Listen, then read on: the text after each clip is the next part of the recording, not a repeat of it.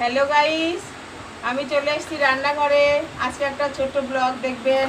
আমার স্বামী এই যে এক্ষুনি বাজার করে নিয়ে এসছে, কত কিছু নিয়ে এসছে আপনাদের দেখাবো, সবার সাথে একটু শেয়ার করব। এই যে দেখেন নিয়ে এসছে, কত শশা নিয়ে এসছে। এখানে শশার তরকারি করতে হবে। আবার এখানে নিয়ে এসছে পাঁপড়ও নিয়ে এসছে, অনেক বাজার করেছে। পাঁপড় নিয়ে এসছে, হিম নিয়ে এসছে, এই যে এখানে লঙ্কা নিয়ে এসছে, তারপরে এখানে কত কিছু নিয়ে এসছে। ওই বাবা, অনেক বাজার। এই যে ভেন্ডি আছে, তারপরে এখানে আছে উচ্ছে আছে, এখানে আছে লাল আলু, তারপরে এখানে আছে গাজর, কত সবজি এনেছে। এখানে আছে ভেন্ডি। ওরে বাবা, একই দিনে এত বাজার কোথায় রাখবো আমি। এদিকে আবার পটল, একদিনে কত বাজার করে নিয়ে এসছে।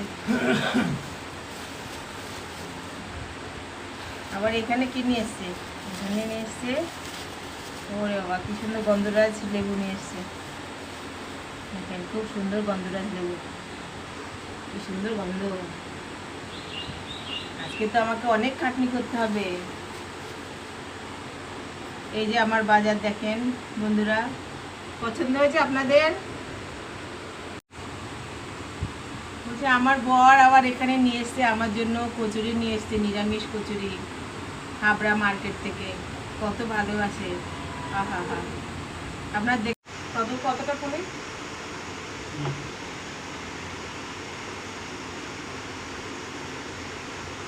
বন্ধুরা। এখানে পনিরও নিয়ে এসছে, দেখাতে ভুলে গেছিলাম। পনিরের সবজি করব, এখানে উচ্ছে ভাজা করব। আপনারা ভিডিও দেখতে থাকেন।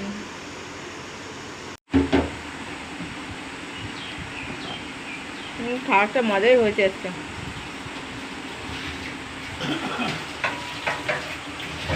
আলু ও আজকে খাওয়ারই দিন। সকালে কচুরি খাওয়ার পর এখন আবার মিষ্টি খেতে হবে। এই না তোমারটা না, এই না তুই একটা নে।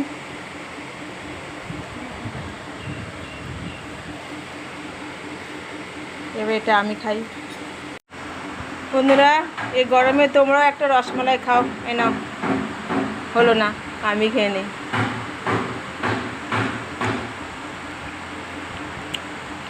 ভিডিও কিন্তু অবশ্যই দেখবে।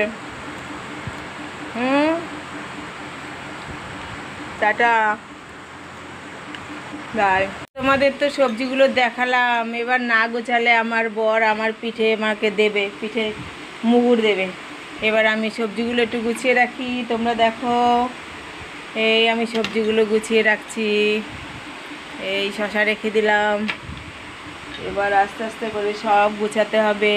এখানটায় উচ্ছে দিয়ে হয় কিছু জানে না, কিন্তু বাবা যখন রাগে তো হয়ে যায় অসুর, আর আমি হয়ে যাই দুর্গা।